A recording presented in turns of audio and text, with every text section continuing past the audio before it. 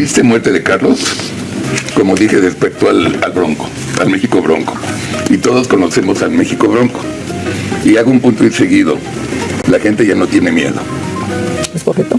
Cuando despiertas un México Bronco que no tiene miedo, que se vaya a misa, Claudia Sheinbaum a rogarle a Dios que no le pase nada. No físicamente, sino en descomposición al país. Bueno, pues ahí está lo que hablábamos de la violencia, del discurso de odio y el discurso de violencia, basado además en una irrealidad. Porque puedes armar un discurso de odio cuando hay elementos de la realidad que de alguna forma te puedan ayudar a armarlo. Pero cuando es una irrealidad, dices despierta el México Bronco y entonces que se cuide la presidenta, que vaya a misa porque algo le puede pasar. Y después rectifica y dice, bueno, al país, pero la intención era decir que le iba a pasar algo a la presidenta. Pues es un llamado porque el México Bronco en principio no está despierto. El México Bronco ha pasado a un proceso en donde es parte protagonista del cambio y de esta transformación profunda que le está beneficiando por primera vez en muchísimo tiempo. Y entonces, ¿cuál es el llamado del México Bronco? Pues a las oposiciones violentas, a que cualquier persona pueda de alguna forma levantarse en contra de actores de la Cuarta Transformación o de la propia presidenta. Es un llamado abierto a la violencia que se está de alguna forma disfrazando de que está un México encabronado o de un México que está harto y que va a ejercer de alguna forma algo en contra de este gobierno. Me parece terrible. Sabemos que es Alarraqui, sabemos que es ese personaje, pero viendo las últimas manifestaciones, viendo la manera en la que se ha estado exponiendo la violencia y el odio en las calles y en el discurso en los medios de comunicación, no creo que esto sea como para decir, no pasa nada, es Carlos Alarraqui. Yo creo que sí hay que poner atención en este tipo de amenazas que hacen estos personajes. Sí, han sido unas semanas sumamente violentas por parte de grupos que considero yo abiertamente buscan generar un ambiente en donde hay una desestabilización tremenda de nuestro país y dar o ceder esa responsabilidad a la presidenta Claudia Sheinbaum y a la Cuarta Transformación. Ahí hay varios puntos que sí son importantes, ¿no? El primero, México Bronco está despierto. Quien está despierto es el México profundo.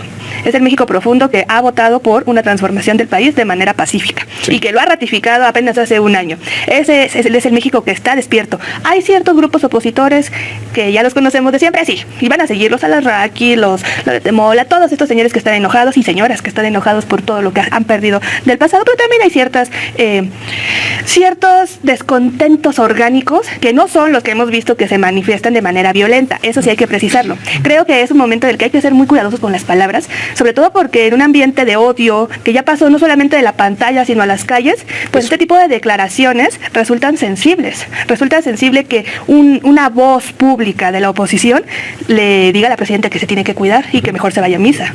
No lo voy a magnificar, pero tampoco lo voy a minimizar. Lo pongo en la justa dimensión en la que esas palabras son totalmente irresponsables y son un llamado hacia una acción violenta de parte de quienes están en contra hacia la presidenta. Que es una minoría. Que es una minoría. Que no es ese México Bronco. Exactamente. Y creo que más adelante vamos a profundizar en el tema de las protestas y los bloqueos, pero en esto creo que pues eso es ¿Se acuerdan que hace un tiempo decía Carlos Alarraqui que le habían enviado, tenía de buena fuente información, que le habían enviado a la Unión, que porque, que porque él estaba siendo un perseguido, porque no tenía libertad de expresión?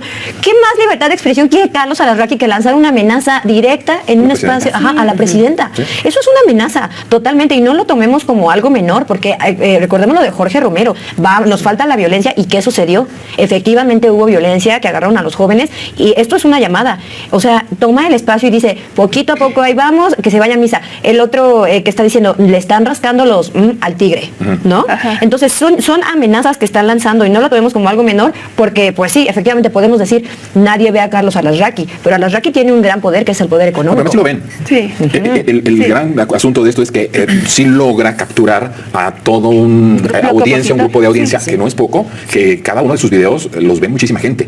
Y el que una persona, ya desde un mensaje de ultraderecha, con todos estos elementos que estamos viendo, el propio Salinas Pliego, lo que estamos viendo en las calles, haya una amenaza en contra de la presidenta, sobre texto de que es el México Bronco, que como bien lo dice Sandy, Karen, lo que estamos viendo es un renacer del México profundo. Sí, pero un México Bronco no lo estamos viendo en estos momentos. O no como él lo entiende, porque el México Bronco es el que estuvo en 2006 marchando contra el fraude, en el 2012 con la imposición y en el 2018 votando por la Cuarta Transformación. O sea, también, ¿qué entiende él por el México Bronco? ¿O se refiere al bloque negro al que le pagaron por por destruir el centro histórico, que hacen como que están enojados por algo y cuando en realidad están cobrando. O sea, ¿a qué se refiere? Claro. Y desde ahí una idea muy distinta, porque claro, los pueblos tienen derecho a hacer sus revoluciones cuando hay injusticias, y ahí hay los pueblos que luchan y que se organizan y demás, pero no se refiere a eso, se refiere a los grupos que se organizan, pero se organizan con dólares o se organizan financiados o los arman para ejercer violencia, y ahí estamos hablando de cuestiones políticas absolutamente distintas, porque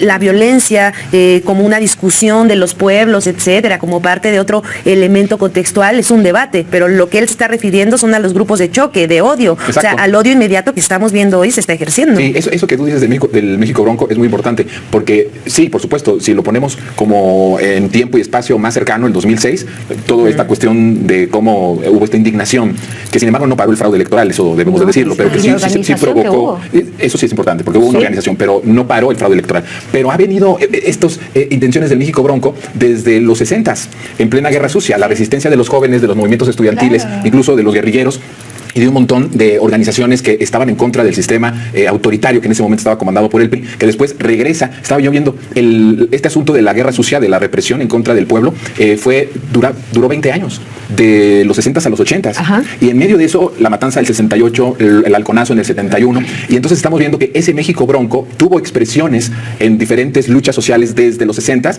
y que entonces lo que estamos viendo ahora es como en el 2018, ese México Bronco se convierte en protagonista de su propio cambio, en donde ya no está esperando nada, sino que toma el poder a través de Andrés Manuel, luego de la presidenta Claudia Sheinbaum, y cambia su propia realidad.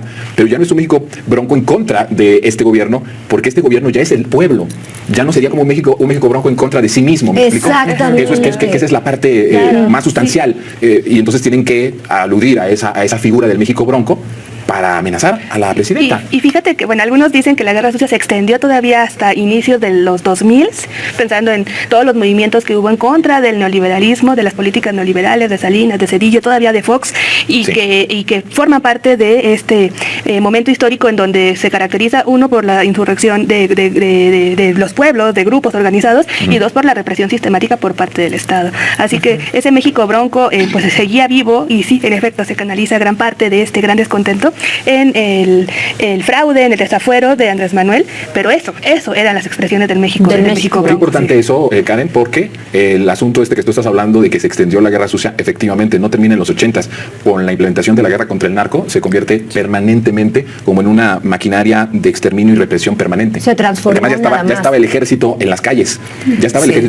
entonces creo que era importante mencionarlo. Esa guerra sucia efectivamente no se extinguió hasta el 1 de diciembre de 2000. Eran problemas colaterales. Daños colaterales, pero ¿no? Sí, el México Bronco ahí estuvo apoyando todas las manifestaciones contra el fraude. Y todas fueron aplastadas. Todas fueron aplastadas. ¿Y de dónde sale también el eslogan de Obrador, un peligro para México? De todas esas organizaciones que se hicieron, de todas esas manifestaciones organizadas por el pueblo, que sí era el México Bronco enojado por el fraude que había ocurrido. No esta cúpula a la que menciona Larraqui, que pues sí se pueden manifestar violentamente por sus propios privilegios, que son pequeñitos. Sí, y de unas cuantas personas. Vamos al siguiente video.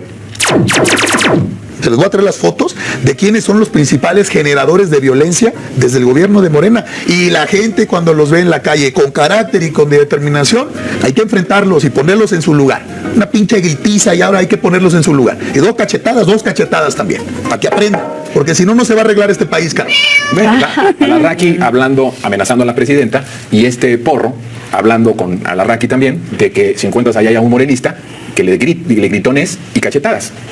El discurso ya de violencia y de odio normalizado para que entonces las cuestiones ideológicas y las cuestiones de pensar distinto se solucionen a través de gritarte y a través de cachetearte o golpearte o hacerte lo que quieran hacerte, simplemente por pensar distinto, simplemente por apoyar un proyecto de nación distinto o por apoyar a la Cuarta Transformación, Marcela. Sí, ha sido esencial esta guerra del odio que ellos están haciendo, pero sí es de llamar la atención en esta época que no se lleve a cabo, que es lo que están pretendiendo, ¿no? O sea, que se haga lo que él dice implica un segundo Díaz Ordaz. O sea, este señor es el mejor alumno de ese hombre del 68, porque la lección es esa, o sea, que tú en las calles manifiestes políticamente una idea te hace acreedor de la represión, es lo que está diciendo. Y eso sí lo hemos vivido en América Latina recientemente, lo ha vivido Venezuela, lo ha vivido Ecuador. Entonces sí es por un lado como que da risa, ¿no? Porque son personajes ridículos, pero por otro lado es un senador y sí pertenece a un partido y sí cobra un sueldo como funcionario público. Pues entonces del chiste pasamos a la tragedia. Claro. Y creo que es de observar. Es importante porque ahora que habla de la cuestión de la región,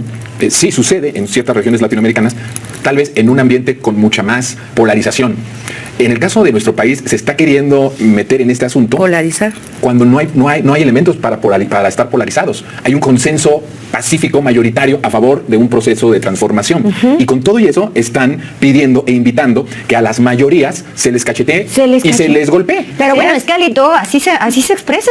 O sea, Alito su partido así se expresa. Así siempre ha sido y él es el golpeador, él es el bully, él es el machito que va y hace, él es el que ve a alguien diferente y lo calla cachetadas. Eso es Alito y ese es el partido que él representa. Pues claro, históricamente. Entonces, históricamente Alito hasta deberían de hacer un estudio, tú que eres socióloga, de cómo funciona su mente. Yo pensé que eres Botox, pero no. No, bueno, también, pero de cómo funciona su mente, la representación tan fuerte de su partido en él, en su persona. Denle unas cachetadas. ¿Sabe lo que puede causar él al decir eso? De verdad, han habido tragedias que se han suscitado por ataques a personas que piensan diferentes y yo creo que en México ni Latinoamérica ya estamos en eso. Pues de ahí al mensaje homofóbico, por ejemplo, ¿no? por tener preferencias sexuales distintas, de ahí a la violencia hacia las mujeres, ¿no? De ahí a un montón de cosas. O sea, esto se puede agarrar para cualquier diferencia y cualquier diversidad. Creo que si lo hubiera dicho en contra de la comunidad LGTB, tal vez hubiera habido una reacción, pero ellos están mucho más fuerte de la comunidad, ¿no? Sí, pero yo creo que estos medios se escudan en una legitimidad de diversidad política, donde aparenta que no es violencia,